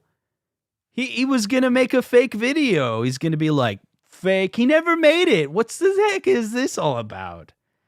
Let's see. And then there's the cheap comes out expensive. Let's see. Arcade1Up sells FOMO. There's somewhere in here the point I'm trying to make. Oh, yeah. I know what it is. Is it the unnecessary live? Yeah, the unnecessary live stream, which was Cool Toy kept on tweeting that live long streams were unnecessary. So I called that podcast the Unnecessary Podcast, and I started to increase the length of my show from 1 hour to 2 hours. So then Cool Toy will have to then make a comment that says, these 2 hour live streams are unnecessary. You know, like, dude, I got you. These 1 hour live streams. No. Pretty soon we're going to go to 3 hours like Rogan. That's right, man. Sarcastic Justin's coming out again. I don't know what's wrong. 40% of your audience hate you, Justin. Why are you doing this? 40% of your audience said they don't like when you tell people the truth. It makes them feel uncomfortable. 40% of the audience says they just want to live in a world where all content creators get along and they love each other and they never dig on each other. This sarcastic thing is not you, man. It's not you. Only 60% of the audience wants you to do that. You shouldn't do that. Okay, my point is this Sonic cab right here. We thought this was going to be like the next Sega cab, right? And no, it's not. We didn't get anything. Oh, this is good. Maybe 40% were being sarcastic. That's pretty good. All right, but we only got 1 more minute with the show because I better end this stream or 19K Fox is going to murder me.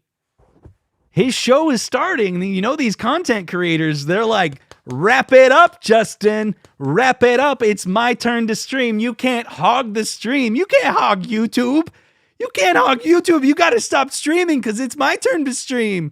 It's my turn to stream. No.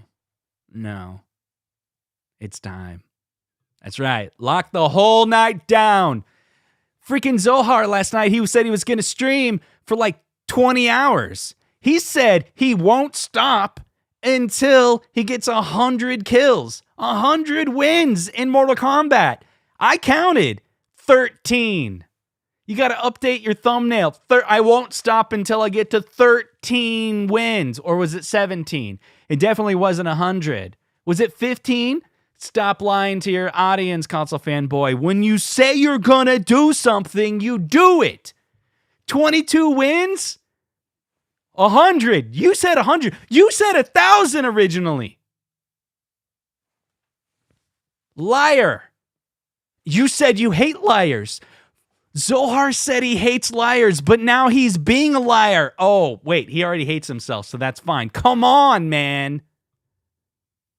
No, he's just so happy about crossplay finally working. See, he hates liars so much. You lied to the community. You said you were going to stream Mortal Kombat, and you know why you stopped? Because you looked at the camera and saw you were fat. And you're like, I can't do this anymore. I can't do this anymore. Every 2 seconds, he would look at the screen and be like, see, you know what? We're all fat. We're all fat. Look at how many double chins I have. We're all fat. No one cares. Just make the content. Just make entertaining content that people will enjoy, and they'll keep coming back for more. No one cares how fat anyone is. That's it.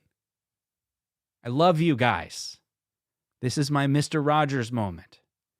Do you guys realize the reason why I love you so much is the passion? It's only the passion. I have passion. Some people have passion, but I have passion. And the passion that I feel tonight is the passion that I want you to have because I care. I care so much about this community that the passion is coming out of me, going through the screen and going into your veins. If you can feel it, hit a 1 in the chat. If you can feel the love tonight, hit the 1 in the chat, because the love that I have for you is coming through my veins, through this screen. 2-1. Can I get a 1 in the chat? Come on, can I get a 1 in the chat? After this show, you're going to love it because a much better content creator is up next. It's Mr. Fox. Hide your wife's because you know what? She might steal yours because he's that good looking.